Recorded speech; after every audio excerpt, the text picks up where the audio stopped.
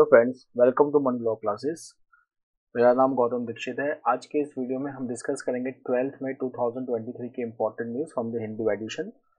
आज के जो इम्पोर्टेंट न्यूज़ है, जो दो न्यूज़ जो बहुत ही इम्पोर्टेंट है। एक तो जो ये महाराष्ट्र के बारे में आ रहा है about the governor's decision to call floor test which led to the आउटशीट of the Uddhav Thackeray led government in Maharashtra. एक इसके बारे में है about defection.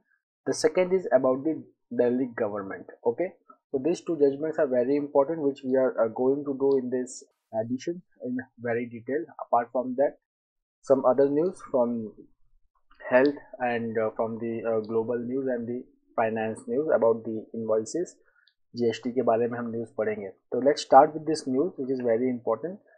So first is governor's decision to call floor test was wrong, says the Supreme Court. ठीक है, तो यहाँ पे पहले आप ये समझिए कि ये फ्लोर टेस्ट क्या होता है। तो जैसा कि आप जानते हैं कि हमारे देश में we have adopted a parliamentary form of government which we also call it the responsible form of government. ठीक है, ये जो हम बोलते हैं रिस्पॉन्सिबल फॉर्म ऑफ गवर्नमेंट, तो इसका मतलब क्या होता है? व्हेन वी से it is a responsible form of government, responsible का मतलब ये होता है कि जो काउंसिल ऑफ मिनिस्टर्स हैं हमारे, who are the executive, they are responsible to the lower house.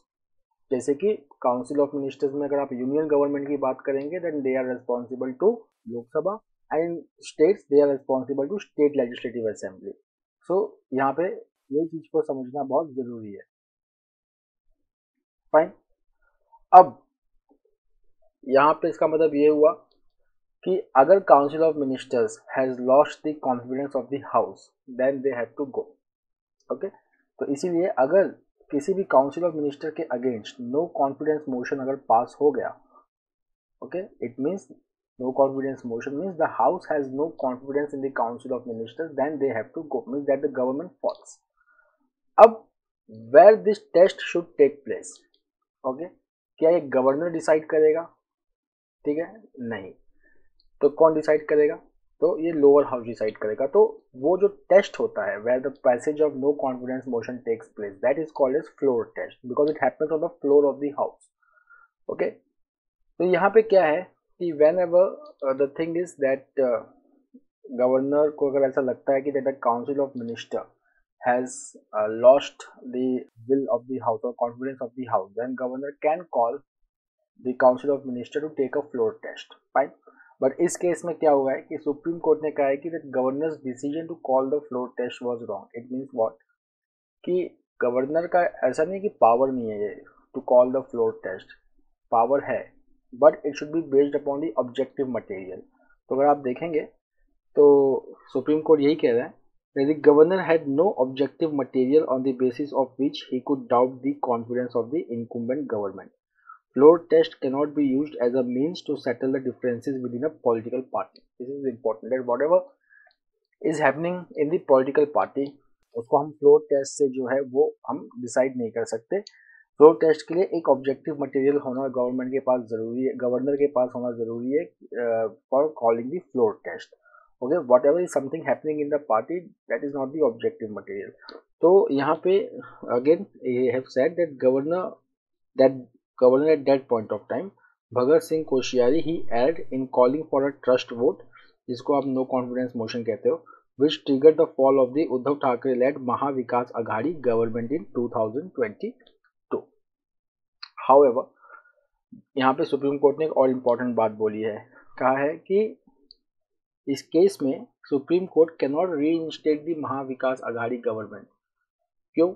क्योंकि यहाँ पे Uddhav Thackeray resigned before the floor test.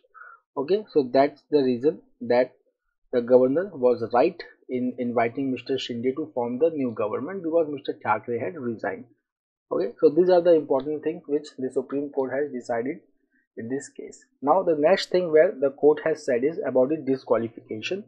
तो जैसा कि हमने पहले भी ये डिस्कस किया हुआ है that disqualification which comes under 10th schedule, so who is the deciding authority under defection law? So it is the Speaker of the House or Chairman of Rajya Sabha or State Legislative Councils who decide the issues of disqualifications. Fine, but there is no time frame fixed in this law.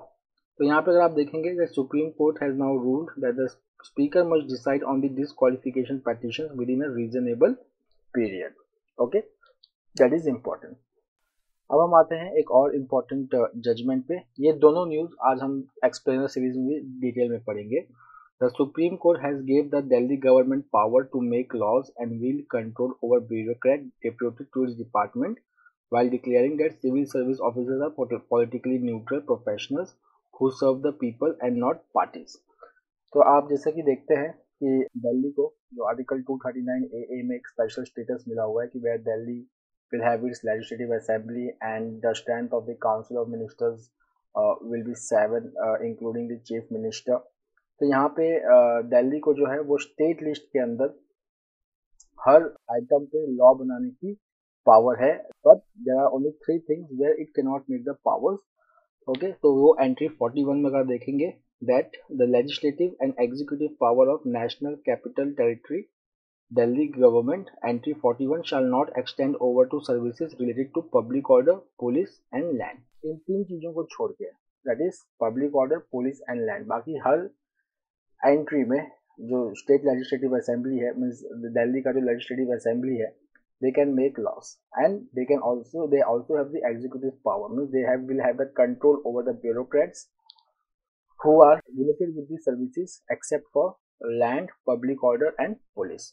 Then if you will see that legislative and executive power over services such as IAS, joint career services, which are relevant for the implementation of policies and vision of NCTD in terms of day-to-day administration of the region shall be with the National Capital Territory of Delhi. Okay, so this is the important judgment, right? So यहाँ पर आप देखेंगे ये tussle क्यों है दिल्ली और दिल्ली में elected government और लेफ्टिनेंट गवर्नर के बीच में। तो इसको हम थोड़ा सा टेक्स्ट और कॉन्टेक्स्ट में थोड़ा डिटेल में समझते हैं। तो यहाँ पर अगर हम समझेंगे तो सी article 239 AAA and article 239 AB, fine. So these are the articles in the constitution which gives a special status to Delhi where it can have its legislative assembly. So Delhi legislative assembly, they have power to legislate for the NCT of Delhi, fine. उसके बाद अगर आप देखेंगे that यहाँ पे जो issue है वो mainly जो एक पर्टिकुलर आता है कि लेफ्टिनेंट गवर्नर का इसमें जो रोल आ जाता है, ठीक है ना। तो यहाँ पर अगर आप देखेंगे that there is one very important article which you should note, article 239 AA4, which says कि अगर if there is a difference of opinion between the council of minister and lieutenant governor, fine, तो दिल्ली है तो एक union territory, fine, तो उस case में क्या होना चाहिए। तो उस केस में देखिए आर्टिकल 239 AA4 कहता है कि that in the case of difference of opinion between lieutenant governor and his ministers on any matter, यहाँ पे देखिए क्या लिखा है, नॉट एवरी मैटर, किसी अगर एक मैटर पे अगर डिफरेंस हो जाता है तो lieutenant governor shall refer it to the president for decision and act according to that decision. ये एक लॉ है। अब just try to imagine a situation where lieutenant governor has problem on every matter. अब उससे वजह से क्या होगा, मान लो कि दिल्ली गवर्नमेंट जो है उसको पावर है to aid and advise the lieutenant governor and lieutenant governor should act on the aid and advice of council of minister except in 3 cases which are related to land, public order and police। तो वहाँ पे lieutenant governor जो है he is not bound to act on the aid and advice of council of ministers for land, public order and police। ये 3 subject please इसको याद रखिएगा exam के हिसाब से, फाइन। तो अब यहाँ पे अगर ऐसा अगर होने लगे तो the day to day administration will become very difficult। So यहाँ पे देखिए केस भी है that if a lieutenant governor wants to frustrate the efforts of the government, he can declare that there is a difference of opinion on any issue decided by the elected government and refer it to the president, which means Union Home Ministry, and since the lieutenant governor being its representative, so it is easier for the lieutenant governor to secure a decision in his favor। ठीक है, जैसे कि Delhi right case का यहाँ पे example लेते हैं। तो अगर आप देखेंगे तो there was the issue of appointment of prosecutors for conducting the Delhi riot cases in high court. तो यहाँ पे क्या हुआ कि the appointment of prosecutor is exclusively within the purview of the state government. Supreme court और high court ने बहुत सारे जजमेंट में डिसाइड बोला है कि जो प्रोसिक्यूटर कौन अपॉइंट करेगा, स्टेट गवर्नमेंट। पर जब स्टेट गवर्नमेंट ने यहाँ पे डिसाइड किया to appoint the prosecutor, then the lieutenant governor had the difference of opinion under article 239 AA4 and he referred the matter to the president. And in the meantime, the lieutenant governor he appointed all the prosecutors from the list which was submitted by the Delhi police. तो अगर आप यहाँ पे देखेंगे तो ये Delhi police है, तो ये किसके अंदर आ रहा होगा? ये तो स्टेट गवर्नमेंट के अंदर आएगा नहीं, ये तो पुलिस है, तो ये यूनियन गवर्नमेंट के अंदर आएगा। तो इन्होंने जो लिस्ट सबमिट किया था, लेफ्टिनेंट गवर्नर ने उन सबको अपॉइंट किया as the prosecutor. Fine, so this is one of the case that how this article 239A(4) can create the problem in administration of national capital territory of Delhi. तो यहाँ पे देखिए एक की क्वेश्चन क्या है, वही है कि whether the lieutenant governor can refer a routine administrative matter such as the appointment of prosecutors to the president. Fine, अब हम अगर सुप्रीम कोर्ट का जजमेंट देखें तो सुप्रीम कोर्ट ने पहले भी ये बात कही हुई है और अभी भी कहा है कि जो आर्टिकल 239A(4) में जो लिखा है that the word any matter, ठीक है ना, the word any matter employed in the proviso to article 239A(4) it does not mean every matter, कि हर मैटर आप जो है प्रेसिडेंट को सबमिट नहीं कर सकते। फाइन, अदरवाइज क्या हुआ कि जो इलेक्टेड गवर्नमेंट है तो उसका मतलब ही क्या हुआ, ठीक है। सो यहाँ पे the supreme court has said that the power of the lieutenant governor under the said proviso represents the exception, exception है वो, and it is not the general rule. Okay, so this is very important. Then what is the advice which has been given to the lieutenant governor by the supreme court? तो देखिए बहुत important है ये, that keeping in mind the standards of constitutional trust and morality, the principles of collaborative federalism and the concept of constitutional balance has to be applied. Okay, so again the supreme court goes on saying that the lieutenant governor should not act in mechanical manner without due application of mind so as to refer every decision of the council of ministers to the president. Fine. सो यहाँ पे जो concept है constitutional governance का कि भाई ये देश कैसे चलेगा, ये देश क्या कॉन्स्टिट्यूशन के हिसाब से चलेगा, ठीक है, ऑब्वियसली कॉन्स्टिट्यूशन के हिसाब से चलेगा। The next is principles of collaborative federalism and standards of constitutional morality, this is important. अब यहाँ पे देखिए एक दूसरा पॉइंट है कॉन्फ्लिक्ट का, there is another point which emerges from the judgment and attention needs to be paid to it. इसका मतलब क्या है कि what is the extent of the executive power of the union in Delhi where it itself has the legislative assembly. Normally states में क्या होता है, अगर आप देखिए दिल्ली यहाँ पे यूनियन टेरिटरी है, पर अगर आप स्टेट्स को देखें, किसी भी स्टेट्स को लें, तो states they have all power to make laws which are in state list.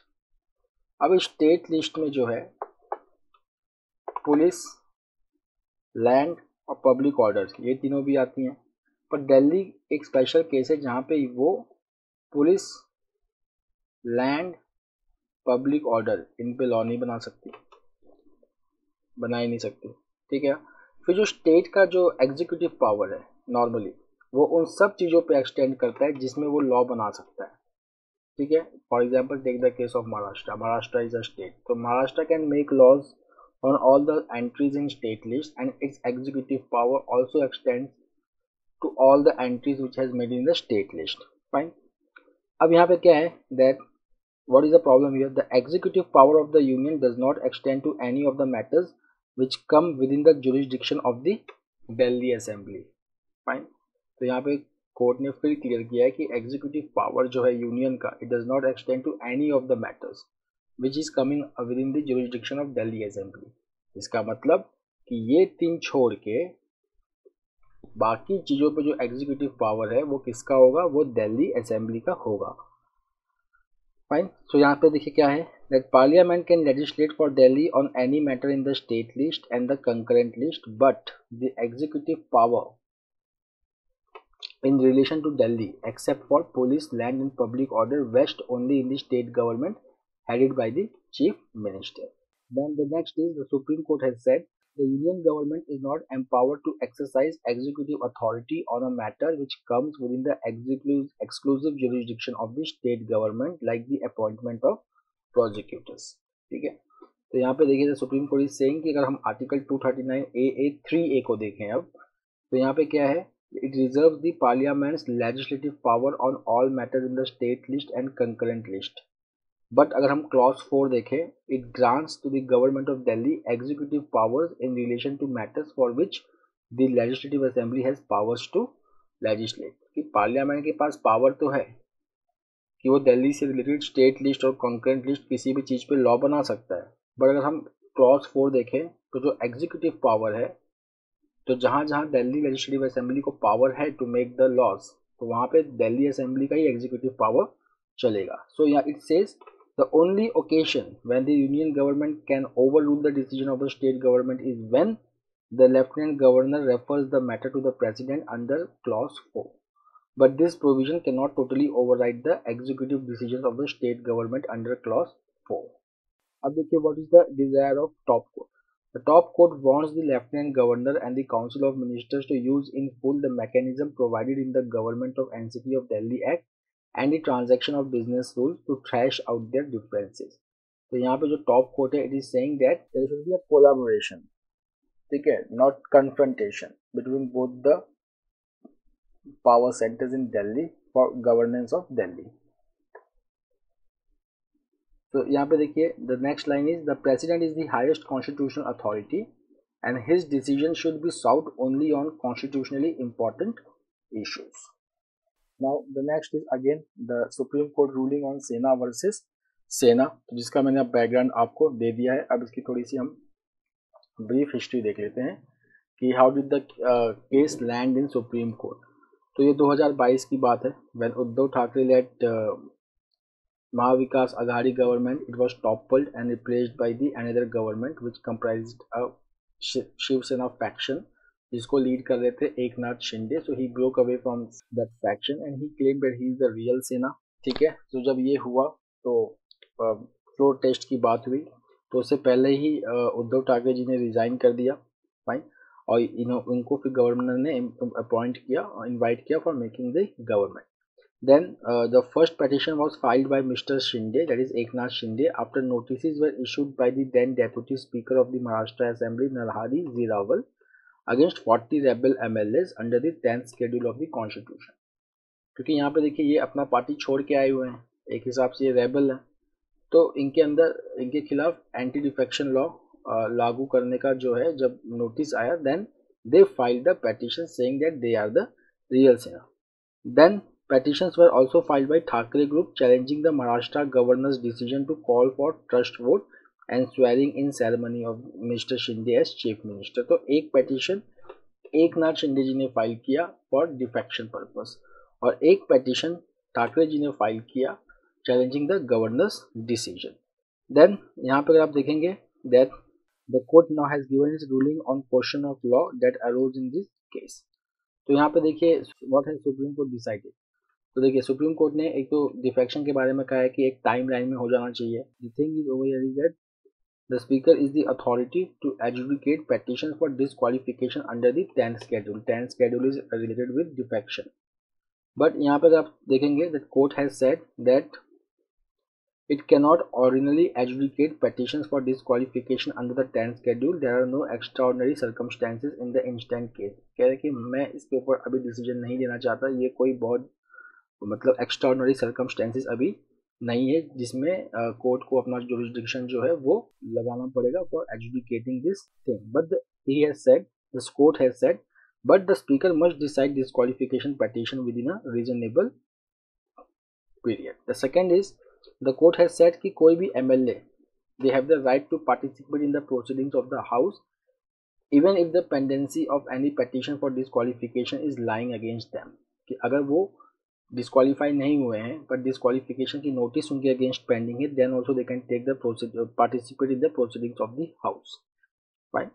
Then यहाँ पे जो फ्लोर टेस्ट था उसके बारे में हमने डिस्कस कर ही लिया है. That the court noted that the governor was not justifying in calling upon mister Thackeray to prove majority on the floor of the house because that decision was not based on any objective material. But यहाँ पे court ने ये भी कहा है that the status quo ante cannot be restored, मतलब we cannot restore the government of Mr. Thakre because he voluntarily resigned.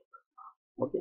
उसके बाद अगर आप देखेंगे about the whip, who is the whip, fine. तो यहाँ पे whip का मतलब जो कौन अपॉइंट कर सकता है whip और किसको रिकॉग्नाइज करना चाहिए whip. whip एक वो पर्सन होता है पॉलिटिकल पार्टी का जो लेजिस्लेचर में जो है वो डायरेक्शंस देता है. ठीक है, अगर आपने whip नहीं माना then that can be the ground for disqualification under defection. So यहाँ पे court has disagreed and the court has said, तो शिंदे कैंप जो है, they argued that it is a legislature party that appoints the whip. Legislature का मतलब जो legislature में जो पार्टी है, जो लेजिस्लेचर के मेंबर्स हैं, they appoint the whip. But यहाँ पे court has said no, it is the political party which appoints the whip. Fine.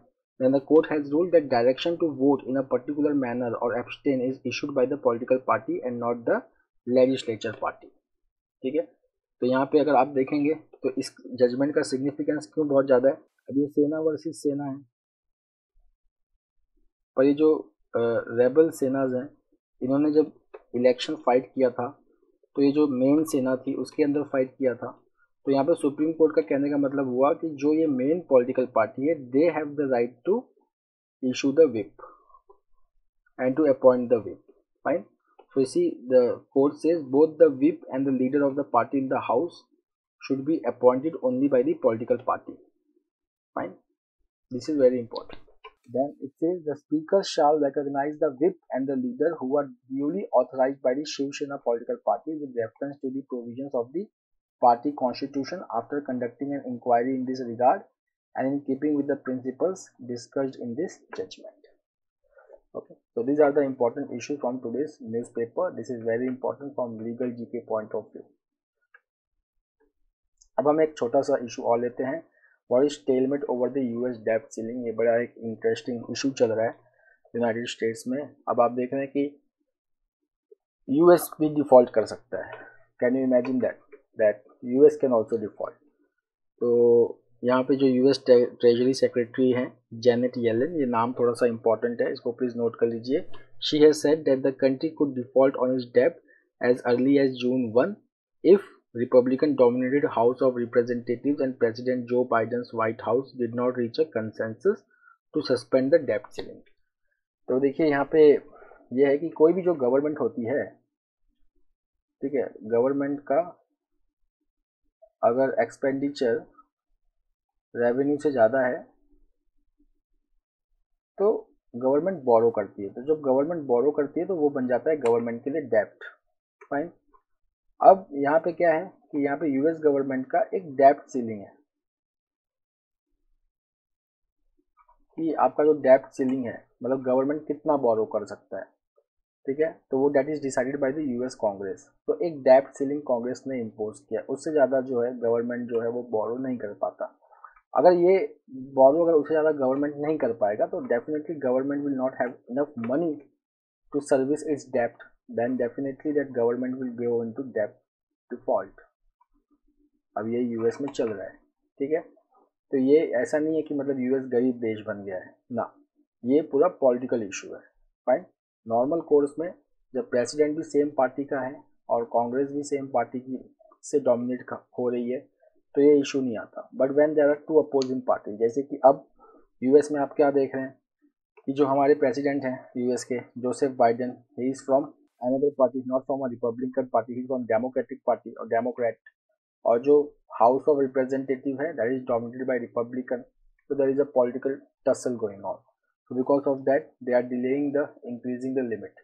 The last time US saw this thing was in 2011 when Barack Obama was the president and the United States Congress, that is House of Representatives, it was again dominated by Republicans. Right? So अब जो है ये political stalemate जो है इसको अब workout करना पड़ेगा, अब तब जाके डिफॉल्ट जो है वो हटेगा। Fine. So if you will take this, in 1970, which is important, Congress passed the Second Liberty Bond Act to allow then President Woodrow Wilson to take out funds for the First World War without waiting for the approval of absent Congress lawmakers. But इसके ऊपर भी Congress lawmakers ने एक limit बनाया था on borrowing. So there is a debt ceiling कि इससे ज़्यादा गवर्नमेंट बोरो नहीं करेगी without the approval of the Congress. Fine. Now what will happen if US goes into default? So यहाँ पे अब अंदाजा ही लगाया जा सकता है that there is no set post-poll default scenario, so the US has never actually defaulted on its debt before. तो ये किसी को पता नहीं है कि जब यूएस में डिफॉल्ट हो जाएगा तो क्या होगा, but there will be a catastrophic situation for American and global financial markets, ये तो होगा ही होगा। So if the government cannot make interest payments to domestic and foreign investors who own its debt securities, it could plunge the globe into a financial crisis. The next is from news, US engages with India on human rights, White House. So in a run up to the Prime Minister Narendra Modi's state visit to the US next month, हमने कल ये news किया था कि वहाँ पे हमारे prime minister जाने वाले हैं. So the White House has said that the Biden administration regularly engages with India on human rights, and US President Joe Biden never shies away from having conversations on right issues with other leaders. ठीक है ना. Why this news is important? कुछ दिन पहले आप लोग को याद होगा कि हमने एक रिपोर्ट के बारे में पढ़ा था जहाँ पे इंडिया की रिलीजियस फ्रीडम को लेके थोड़ी सी ऑब्जेक्शन थी. That is United Nations Commission on International Religious Freedom. इस कमीशन ने स्टेट डिपार्टमेंट को रिकमेंड किया है कि that India should be placed under priority watch list, okay, और country of concern because of the violation of religious rights in India. The next is one-liner. ICMR Ayush Ministry signed agreement on research. So the Indian Council of Medical Research under the Health Ministry and Ministry of Ayush, they have signed a memorandum of agreement on Thursday to enhance collaboration and cooperation in health research in the field of integrated medicine. Integrated का मतलब जहाँ पे allopathy is integrated with Ayurveda, yoga, यूनानी, सिद्धा, homeopathy, naturopathy, that is called as integrated medicine. So definitely all aims will have Ayush departments, okay, which will be evolved into department of integrated medicine. Fine. उसके बाद अब हम चलते हैं एक news की तरफ मणिपुर में फिर से, that is drugs and demographics in Manipur. तो यहाँ पे अगर आप देखेंगे तो एक है मेजॉरिटी कम्युनिटी मैती और जो दूसरा ट्राइबल कम्युनिटी की बात हो रही है वो है कुकी. मैती जो है वो about 60% of the population in Manipur, more than 60%, it belongs to Meitei. Okay. Kukis they are hill tribes. ठीक. अब यहाँ पे दो चीज़ों को लेके बात हो रही है, कुकीज की बात हो रही है. एक है आपका ड्रग्स, दूसरा आपका डेमोग्राफी. ठीक. अब जो नॉर्मल चीज़ें जो वहाँ पे चल रही हैं वो ये चल रही हैं कि कुकीज जो हैं they have seen the rapid expansion of their villages, especially in Churachandpur in Manipur. So it is a hill district with a majority of population of Kukis and one of the main hotspot for last week's violence. तो इसमें अगर आप देखेंगे कि 1969 में 282 villages थी, bye 2021 it is 544. अब population कितना है वो 2021 सेंसस हुआ नहीं है, फाइन, बट जब होगा तब पता चलेगा. तो अब यहाँ पे ये लग रहा है कि जो कुकीज़ हैं, तो there is a concept that Kukis जो हैं वो म्यांमार से आ रहे हैं और जो उनकी सेटलमेंट है वो बढ़ते जा रही है, which is disturbing the demography of the state. Fine. So if you will see that is the first thing. Second is about the drugs. So there are things that the Manipur government it carried out massive crack on growth of opium in this hill areas. So many think that the massive crackdown on cookies growing this poppy in this area, and the government's massive crackdown has been one of the reasons for this violence, where government has come heavily on war on drugs. So these are some of the two issues. So if you will see that now one person is denying all this fact. He says that cookies, they have a customs where they are very less illegal immigrants, but they have a custom that they make another village in the same area when their population grows. Okay, so that's why the villages have multiplied. This is their customs. First thing. Second is that to say that these settlements are of illegal immigrants from Myanmar is simply not true. The second is the same person says that there is no church or civil society organization in the hills that endorses poppy cultivation. Okay, then he says that it is the big investors from the valley, that is Imphal Valley, who are the kingpins of this trade. The next is Pakistan Supreme Court calls Imran Khan's arrest illegal, orders his release. अगर आप यहाँ पे देखेंगे तो ये जो arrest होना या वायलेंस होना, if you will see that if the two political parties are fighting in Pakistan, it ultimately benefits the army. Okay, because then the people feel that they are not able to run the country or there is the violence, let's post trust again in the army. ये एक editorial भी आज है जिसका मैं आपको gist बता रहा हूँ, ठीक है. So this is one of the problem in Pakistan. So if you will see over here, the three-member bench headed by Chief Justice Umar Atala Bandiyal gave the verdict and sent Mr. Khan to the police lines guest house in Islamabad and asked him to present himself before the IHC on Friday. Mr. Khan was arrested by Rangers personnel on Tuesday who were acting on arrest warrant issued by National Accountability Bureau in Al Qadir Trust corruption case. The next is monkeypox no longer a global health emergency according to World Health Organization. So the World Health Organization, after declaring COVID-19 no longer a global health emergency, now it has declared monkeypox as that is no longer a public health emergency. The next is United Kingdom gives cruise missile to Kyiv, Ukraine delays counter attack. So again, if you will see, now the West have come to the help of Ukraine. So British government now they have given a long range cruise missile to Ukraine to help drive out Russia's occupying forces. Okay. So if you will see that again the war is getting elongated in Russia. The next is Uzbekistan, once a backer of anti-Taliban forces, now bets on engagement. So Uzbekistan, which is currently in news where the referendum was held for rewriting the constitution. Okay, तो यहाँ पे Uzbekistan की analysis हो रही है कि पहले यहाँ पे एक एंटी तालिबान फोर्सेस की बात हो रही थी, तो अब यहाँ पे जो उज्बेकिस्तान है it is calling for coordinating with Taliban. So इससे रिलेटेड अगर आप देखेंगे तो जो वहाँ के जो प्रेसिडेंट हैं शौकत मिर्जियोयेव, तो इन्होंने यूनाइटेड नेशन सिक्योरिटी काउंसिल में एक अपना सबमिशन भी दिया था that there should be an initiative by United Nation Security Council where they should coordinate with Taliban for the step-by-step implementation of demands of the international community, which includes lifting the ban on girls' education and women's participation in the workforce. इनका जो कहना है वो ये कहना है कि हम तालिबान को ऐसे आइसोलेट नहीं कर सकते. अगर हमने तालिबान को आइसोलेट कर दिया तो definitely there will be then more problem in Afghanistan, more terrorism will take place in Afghanistan and it can spill over in the neighbouring region. Fine.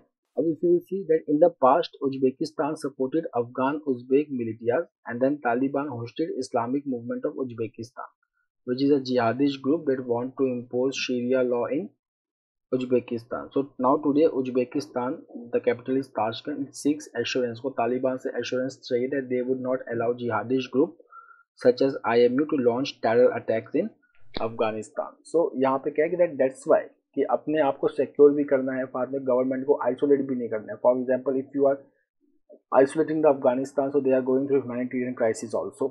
Once they are isolated, they are also going through crisis. Such region becomes a very good potential for international terrorism. Okay, क्योंकि यहाँ पे फिर ये हो जाता है कि फिर टेररिस्ट ग्रुप्स आ जाते हैं and they start making recruitment and then they start carrying out terror attacks in neighboring countries. तो बेटर क्या है कि ऐसे गवर्नमेंट को एंगेज करके रखना चाहिए. The next is GST e invoicing to include smaller firms from August 1.